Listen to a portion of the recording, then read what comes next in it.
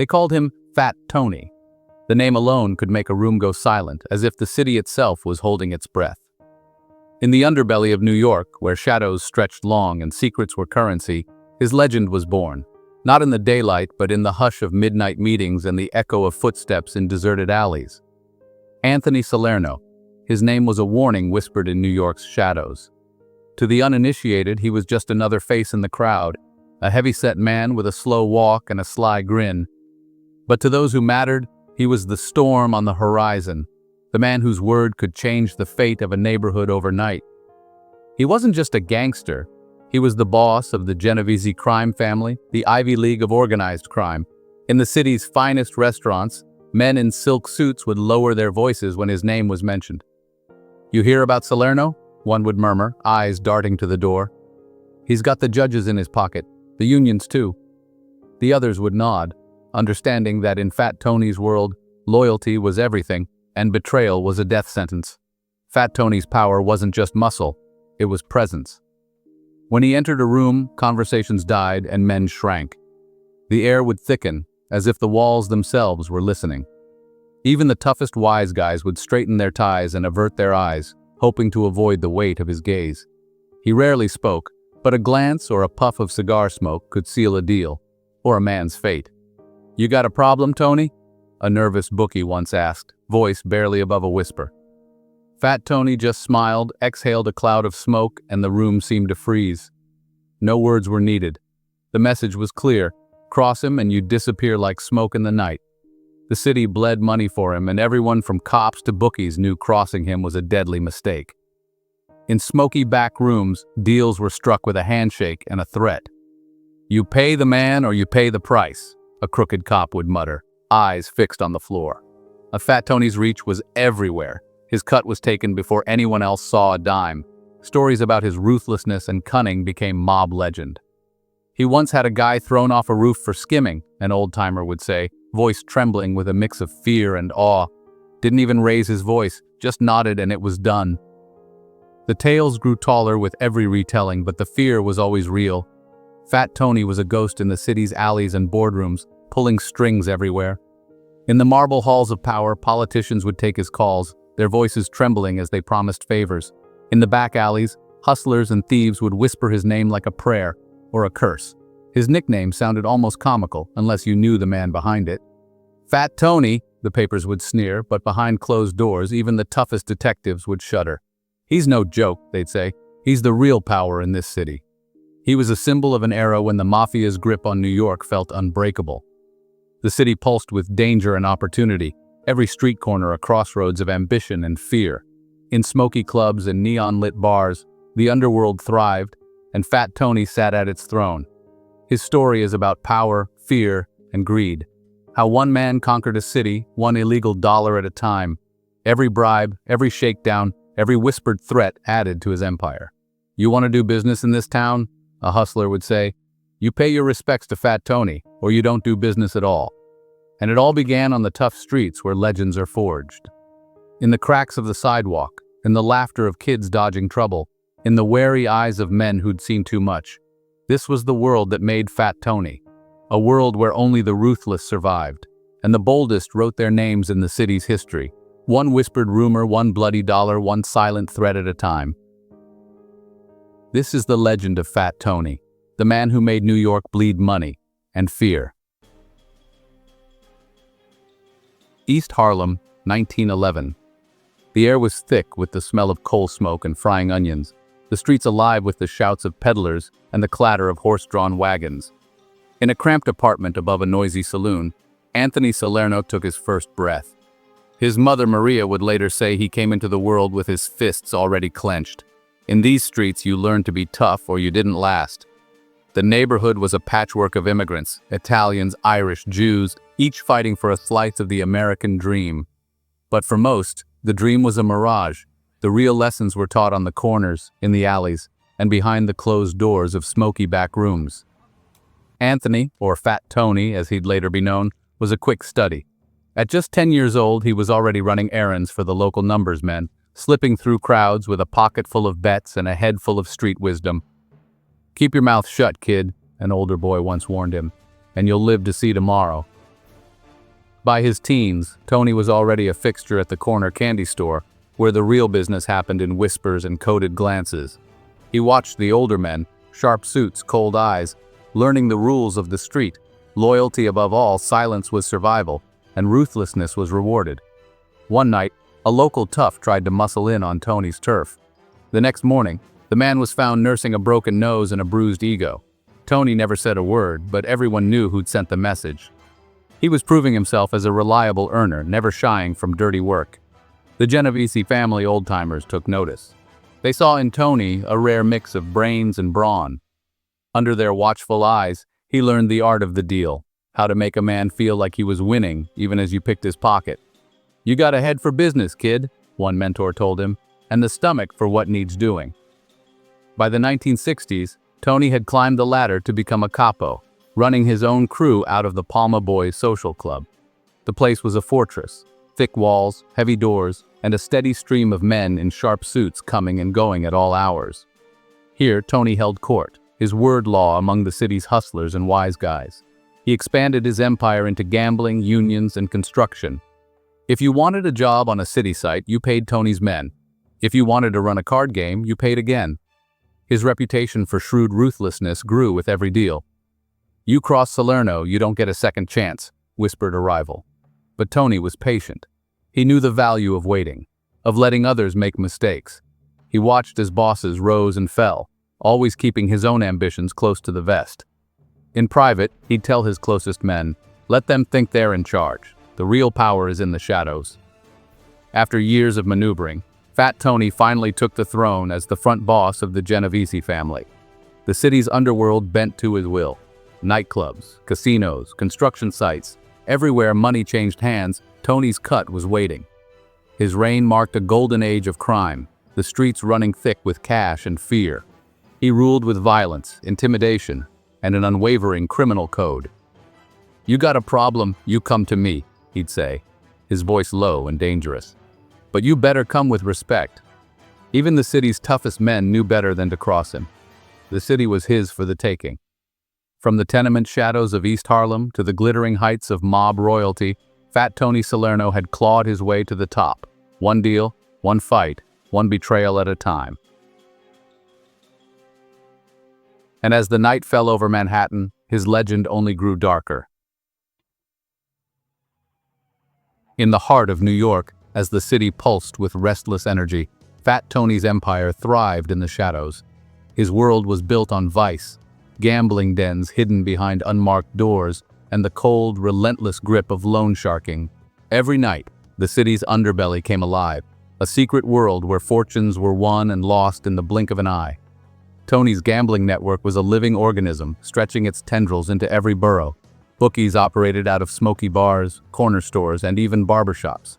Anywhere a bet could be placed, a deal could be struck.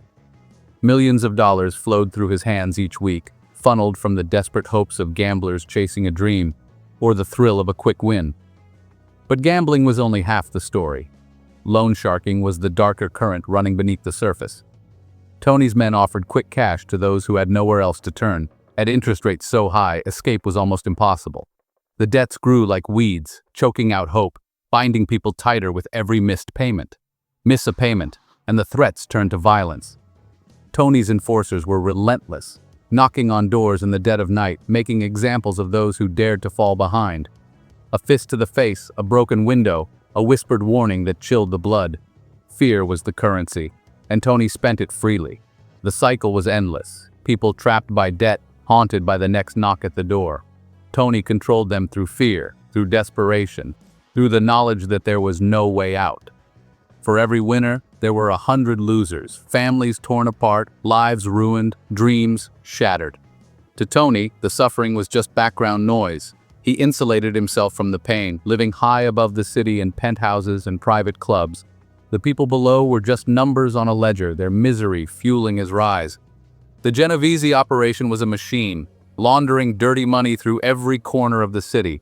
Restaurants, construction sites, sanitation routes, each one a cog in the vast apparatus that kept the cash flowing and the authorities guessing. Money changed hands in kitchens, on job sites, in the dead of night, always moving, always growing. The profits were staggering. Tony's family grew richer than some countries, their wealth measured in gold, jewels, and the endless stacks of cash that poured in from every racket. The luxury was obscene: cars, mansions, parties that lasted until dawn.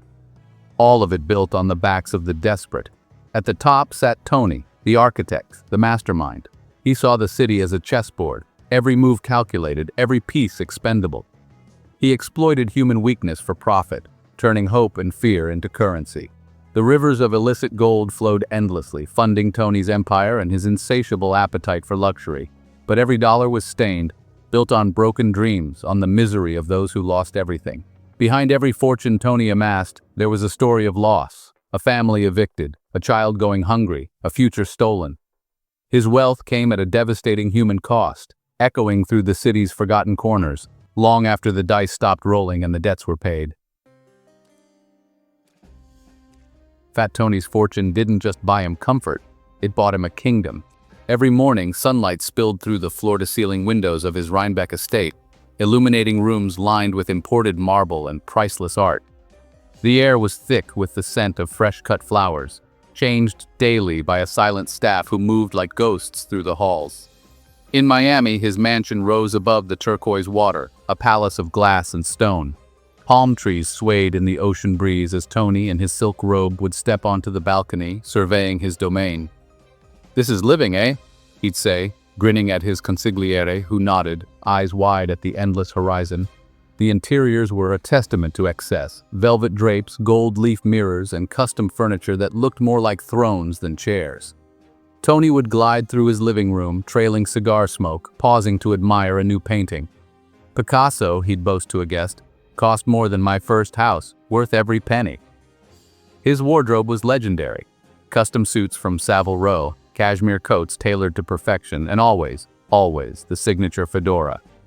"You dress for respect," Tony would say, adjusting his cufflinks before a night out. "People see the suit, they see the man." Nights at Tony's were the stuff of legend. The dining room glowed with candlelight as politicians, movie stars, and mobsters mingled over towers of lobster and rivers of vintage wine.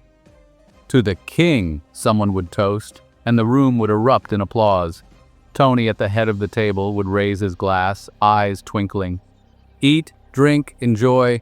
Life's too short for cheap wine." For his inner circle, every night was a celebration. Protected by loyal bodyguards, they reveled in private clubs, gambling fortunes away, never worrying about the world outside. "With Tony, you're family," one trusted lieutenant would say, "and family eats first." But outside the Golden Gates, the city told a different story. In the shadows, men whispered Tony's name with fear, not admiration. "You cross him, you disappear," a bartender muttered, wiping down a counter in a dimly lit dive. The luxury was a mask. Beneath it, violence simmered. Tony's empire thrived on fear and misery. As he counted stacks of cash in his penthouse, the city below paid the price. "Money talks," he'd say, flipping through bills. "But power whispers." For every glass of champagne Tony raised, a family somewhere went hungry. Small businesses shuttered, dreams crumbled, and hope faded in the neighborhoods he bled dry. "We can't pay this week," a desperate shopkeeper pleaded to a collector, voice trembling.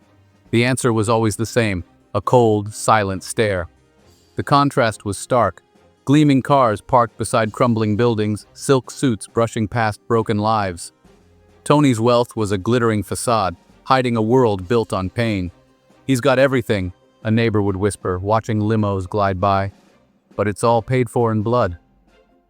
In the end, Tony was a king, his castle towering above the city, its walls built not of stone, but of broken dreams and shattered lives. The gates were gilded, but the shadows inside were long and cold. For all his riches, Fat Tony ruled a kingdom of ghosts. For decades, Fat Tony Salerno was the shadow king of New York's underworld. His empire stretched from the Bronx to Manhattan, his influence woven into the very fabric of the city. He was a man who dined with politicians, brokered deals with Wall Street, and commanded the loyalty of hundreds with a single nod. To the outside world, he was a charming businessman, always impeccably dressed, always in control. But beneath the surface, he was the architect of a criminal dynasty that bled the city dry. For years, Fat Tony seemed untouchable, always a step ahead of the law, always vanishing just as the heat closed in. Detectives would tail him for weeks, only to lose him in a maze of back alleys and secret entrances. His network of informants was legendary. Whispers of police raids reached him before the warrants were even signed. But the world was changing.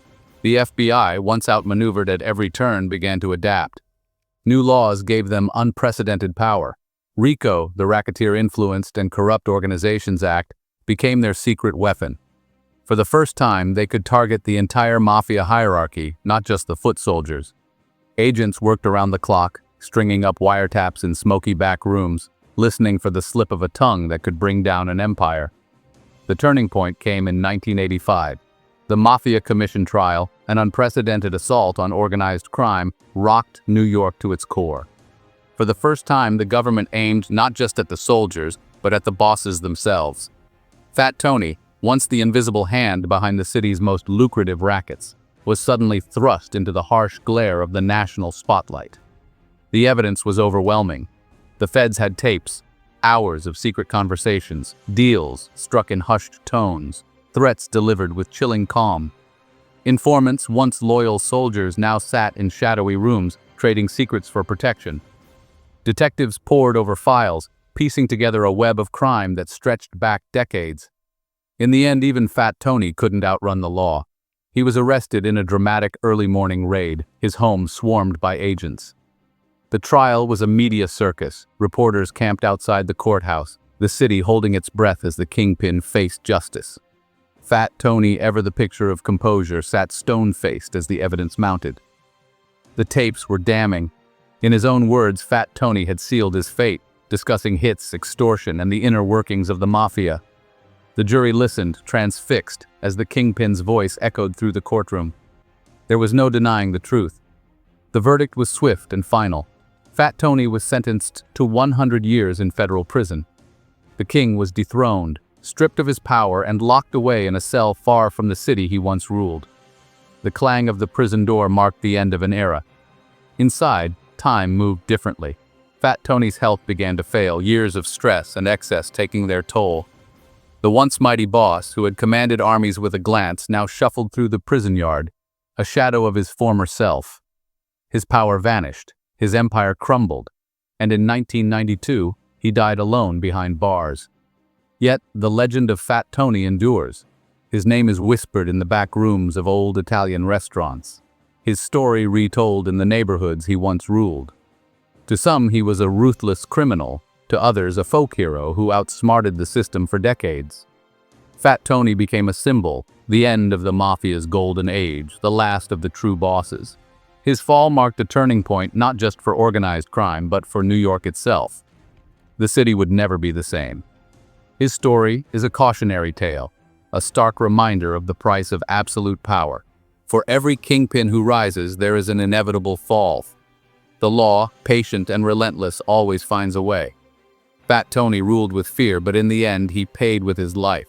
His funeral was a quiet affair, no grand procession, no final show of strength. The city he once owned moved on, but his shadow lingered in every alley, every whispered story. New York remembers him as both a ruthless criminal and a larger-than-life figure. His legacy is complicated, part myth, part cautionary tale. In the city's collective memory, he remains a symbol of ambition, power, and the high cost of both. Fat Tony, his name forever linked to the rise and fall of the American mafia. His story is a testament to the allure and danger of power, and a reminder that even the mightiest empires can crumble. In the end, all that remains is the legend, and the lessons left behind.